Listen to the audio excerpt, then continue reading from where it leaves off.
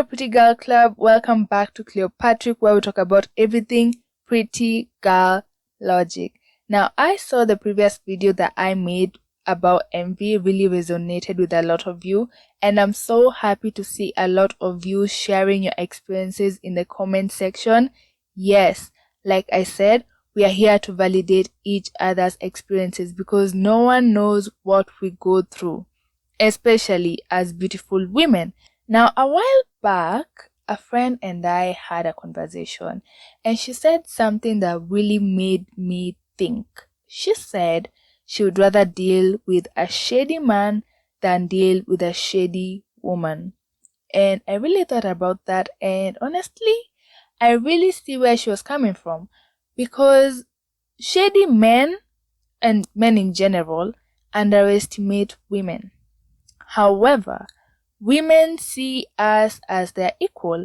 So a woman is most likely going to be very subtle because she sees you as a worthy opponent. However, a man is going to do things hoping that you're going to be emotional and you're going to forgive him, or you're just going to look past it because you love him so much, or he just assumes you're too dumb to notice. Now, when she said that, I really understood where she was coming from, because women know so much about other women. Your homegirls have been with you. They know the things you've gone through. They know who you slept with. They know how many guys you've slept with. They have also gotten ready with you, so they also know the parts of you that you're not comfortable about. Okay? So in general, what I mean is that women know things that men don't know about you. And that makes them very dangerous because they know so many things about you. And like I said, information is power. So a year ago, a friend of mine told me a story, and it really broke my heart because I could not believe that that friend of mine, who is now my ex-friend because I cut her off, I didn't believe what she put this girl through. If you saw this girl who was telling me this story, you would never believe that she put another girl through this. Okay, so this story time is going to have a trigger warning because I do not really take this story lightly, and it takes a lot for me to actually think about it and speak about it. I've never really repeated it to someone else because it breaks my heart. So trigger warning: if anything about drugs, SA and HIV really disturbs you, you can click off and come back another time because this story has those themes. So my friend, let's call her Fifi, had a friend called Riri, and the two were very close. And I'm going to shorten this story as much as possible because going into the details is going to really overwhelm me and it's going to drain me. So Riri and Fifi were really close, and they had a man in the picture called Ray. So Ray was a married guy and he was sexually involved with Riri. However, Ray did not really see a future with Riri, so he decided, you know what, let me just support you in your business ventures and still be a stakeholder or a shareholder, but at the same time, we're going to have a platonic friendship. Now, I'm not really sure how Riri took this news, but what I know is that she went along with it and Fifi went along with it because they were going to be business partners. And they were party girls. So, you know, these guys are not doing a 9 to 5, so they have plenty of time to go outside. And while they were busy partying, they came across a very beautiful lady called Pamela. Now, Pamela was a very bright girl and she loved to party as well. And they became friends with Riri and Fifi. In this story, Fifi is my friend, was my friend, and she was the one who told me this story. So keep that in mind. Pamela and Riri became close to a degree, to a point that eventually Riri introduced her to Ray. I have to say, Pamela was a very beautiful lady. She was a chocolate goddess with the brains of a genius. She had dropped out of her bachelor's in medicine. It was something to do with medicine, but her parents had died and she had no funds, so she was working as a waitress. So Ray sees this girl and he instantly falls in love. And Ray decides to take her back to school and pay for her school fees. And on top of that, given the fact that she had to commute back and forth, he got her an apartment near her school. I'm not really sure how Riri felt about it, but I can only imagine. So it meant that Pamela was now far from the two. She was far from Fifi and Riri because she had to focus on her academics now that she had a sponsor.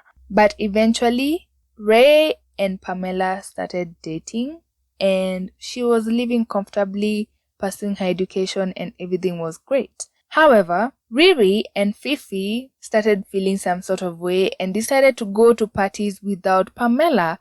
And Pamela noticed, but she had a lot going on in medical school that she had no time to really give a fuck like that. You get me? So eventually, it was Fifi and Riri's birthday month. And fortunately or unfortunately, Pamela was free that week, and they decided to combine Fifi and Riri's birthday. Since they were a week apart, they decided to combine it into one big party so that they can also fit Pamela in. That was planned, and a lot of friends were invited. And in this friend group, there was this ugly ass dude who was invited by Riri. And Fifi told me that this man was supposed to drag and assault Pamela.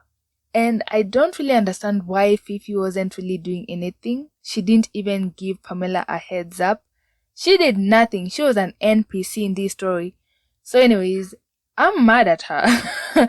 I kind of get triggered every time I think about this story and think about how she did nothing, absolutely nothing for Pamela. So they were having fun. There was that party going on, and eventually Pamela was dragged, and the last time they saw her, this man was taking her outside and no one intervened.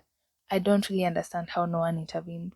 So going back a little bit, Ray had traveled outside the country because he's a businessman, and this girl was dragged, and this man, this ugly dude, this ugly fat dude, given the fact that I had been introduced to him before, yuck, I promise you, no one would ever look at him twice. So this man got a friend, and he called Riri. If you hear me running out of breath, it's because of how uncomfortable this story makes me, but I have to tell it. So this man called Riri, and he told her that he wanted to invite his friend in the assault. And Riri said, by all means, have fun. This man had HIV. Both of these men had HIV, FYI. And that's why this story bothers me a lot, because she knew that not only was her friend being assaulted, but she was being exposed to HIV. So these men had their way with Pamela, and they threw her body out the streets. Thankfully, she was alive. She was alive, and given how Pamela was smart and she was a medical student, her first instinct was to go to the hospital, and she was put on, is it PEP? Yeah, PEP. And she had a lot of bruises because these men really had their way. It makes me sick. It makes me sick to think about it. Fast forward, turns out Riri called Ray and told him that his girlfriend had cheated on him with a guy. Pamela decided to sit on this news and tell him once he comes home. Tell him this event or this incident face to face. And by the time he came back to the country, this man already had been told news by Riri. So eventually, Ray got hold of the true story by Pamela, and there was medical records that showed that she had actually gone through severe trauma. Yeah, in as much as Ray tried to support her and everything, the relationship could not withstand the amount of trauma that was involved, because the whole time, no one told Pamela that Ray and Riri had been in a sexual relationship before. Not even Fifi. And Fifi makes me so mad because she was such an NPC. And do you know why Fifi told me this story? Fifi told me this story because she was crying because Ray, after breaking up with Pamela, decided to cut Riri off along with the funding for the business. And with that, guess what? They had to start from scratch. And Riri told Fifi to provide a certain amount of capital that was in hundreds of thousands. And she did. And when she did, guess what Riri did? Riri ran away with this money. Yeah, so Fifi was telling me this story because Riri had also done her dirty and put her in debt. So I don't really know how this story went in terms of a police case and whatnot. However, it really showed me how evil these girls can be. And trust, believe, if you saw these ladies, you would never really think that they could do that to a fellow woman. You would never think they had the brains to orchestrate something like this. Let me tell you, when I made that video about discernment, I'm telling you, I know how wicked women can be. And they are so pretty. They have the baby hairs, they have the sundresses, they have the cutesy nails. However, they are capable of doing evil things to you. In Swahili they say, kikulacho kinguoni mwako. And that means whatever is eating you alive is definitely very close to you. For it to eat you, it has to be very close to you. And so I want you to sit with this story and really check in with your friends, analyze your friendships, and check whether there is any form of animosity towards you, because more often than not, there are very covert signs, and women are very good at hiding because they see you as an equal opponent. A man will do shady shit because he's hoping you won't notice, or he's hoping that you love him too much to pay attention. But a woman will do things in the shadows because she knows if she does these things too overtly, you're going to catch on. Don't let the high heels fool you, baby. Don't let the baby voice fool you. Don't let the baby hairs fool you. She can be dangerous. And the thing about envy is that when men have envy, because men do experience envy, they feel motivated to compete. Okay? However, when women feel envy, they feel motivated to eliminate. And that's why Riri did whatever she did to Pamela, because she was hoping that for some reason, Ray and Pamela would break up and she would have the man to herself. I still blame Fifi for being an NPC in this story, because you cannot be out here outing your friend because she did you dirty and you saw her doing another girl dirty in the most unfathomable ways possible. Male-centered women will always value a man over you. They will always prioritize a man's validation over you. They will do everything possible to be chosen by a man, even if it means eliminating a fellow woman, whichever way possible. Even if it means getting you unalive, getting you assaulted, spreading rumors and lies, so many evil things. You have to be careful. You have to be vigilant. People are not what they seem to be. And the people who are closest to you are very dangerous. This was a very heartbreaking story. It really took a lot from me to tell you guys, because now I feel like I need to take a nap. I need to nap because this story has drained the life out of me. I cannot imagine what Pamela is going through. I would say you should learn how to control your alcohol. Everyone assumes that the people you have parties with should be responsible for you, but sometimes prevention is better than cure. You need to be responsible for yourself.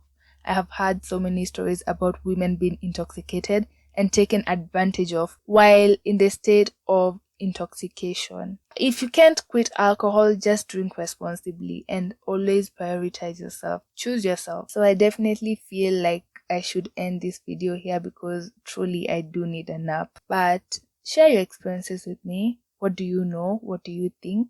What are your experiences? I'm here to validate you because we deserve to be heard. We deserve to warn other women. We deserve to share our experiences. So stay vigilant, stay hot, stay fabulous, and stay Cleopatra.